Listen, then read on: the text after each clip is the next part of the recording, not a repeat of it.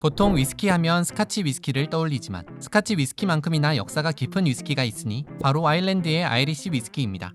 아이리시 위스키가 원조다, 아니 스카치 위스키가 원조다. 지금도 원조 논란이 완전히 끝이 나지 않았지만 하나 분명한 건 위스키라는 술이 세상에 알려지기 시작했을 당시 가장 유명한 위스키는 아이리시 위스키였다고 합니다. 오늘은 이 아이리시 위스키의 역사에 대해 알아보겠습니다.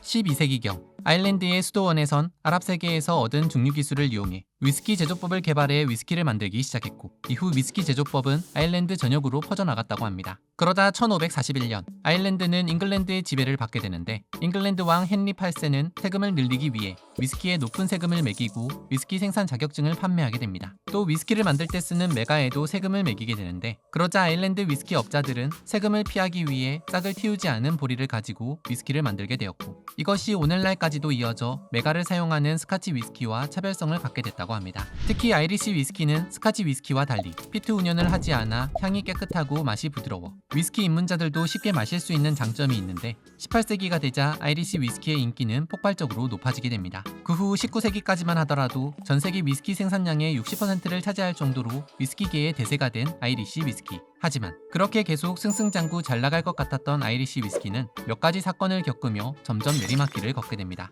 먼저 1832년 이니어스 코페이라는 아일랜드 세무 공무원이 코페이 증류기로 불리는 연속식 증류기를 발명하게 됩니다. 기존의 아이리시 위스키는 단식 증류기를 사용하고 있었는데, 새로 발명된 이 연속 증류기는 하루 종일 연속으로 가동이 가능했기 때문에 훨씬 더 효율적이고 더 저렴하게 위스키를 생산할 수 있었습니다. 하지만 연속으로 증류하다 보니 위스키의 풍미를 좌우하던 여러 성분을 날려버린다는 단점이 있었습니다. 아이리시 위스키 제조업자들은 시운전을 해보고 맛이 떨어지는 위스키를 만들 수 없다며 단식 증류기를 고집하게 됩니다. 반면 스카치 위스키는 연속 증류기를 적극적으로 도입하게 됐고, 이런 단점을 보완하기 위해 여러 위스키를 블렌딩해서 만드는 블렌디드 위스키를 생산하기 시작합니다. 참고로 스카치 위스키의 위스키 스펠링은 WHISKY를, 아이리시 위스키는 E를 더한 WHISKEY를 주로 사용하는데, 연속 증류기를 사용하는 스카치 위스키와 구분하기 위해 이 무렵부터 위스키에 E자를 더해 표기하기 시작한 것이라고 합니다. 하지만 사람들의 취향과 입맛이 변하면서 코페이 증류기로 만든 훨씬 부드러운 맛의 스카치 위스키, 특히 새로운 블렌디드 위스키로 점점 수요가 몰리게 됩니다. 거기에 1860년대 포도나무의 흑사병으로 불리는 필록세라가 유럽에 창궐하며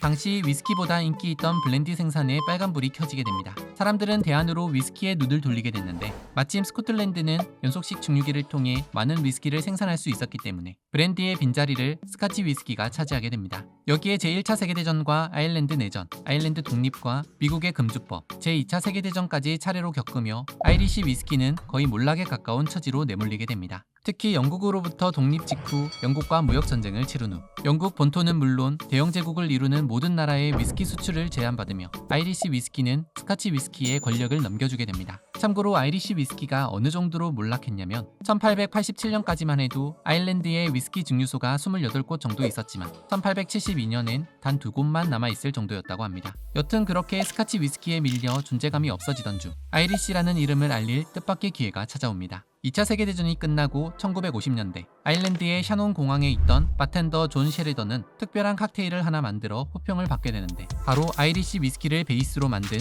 아이리시 커피였습니다. 미국의 한 신문 기자가 이 아이리시 커피를 맛본 후 그 맛에 반하게 됐고, 얼마 후 아이리시 커피가 전 세계로 퍼져나가게 된 것입니다. 그리고 1970년대 들어 아이리시 위스키는 조금씩 회복의 길을 걷기 시작합니다. 새로운 증류소들이 문을 열며 전통적인 제조 방식에 현대적인 기술을 접목시킨 다양한 스타일의 위스키들을 세상에 내놓기 시작했고, 1980년엔 위스키법을 제정해 아이리시 위스키에 대한 정의를 다시 잡기도 했습니다. 아일랜드에서 증류해야 하며 몰트를 포함한 곡물을 사용하고 700리터를 초과하지 않은 오크통에서 최소 3년 이상 숙성해야 아이리시 위스키로 인정받을 수 있다는 것입니다. 그렇게 한때 2곳으로 줄었던 증류소의 수는 이제 20개 정도로 늘었고, 지금도 새로운 증류소를 건설 중에 있으며 아이리시 위스키는 세계에서 가장 빠르게 성장하는 위스키로 이름을 올리고 있습니다. 과연 아이리시 위스키는 과거의 영광을 다시 찾을 수 있을지, 지금까지 아이리시 위스키의 역사에 대해 알아봤습니다.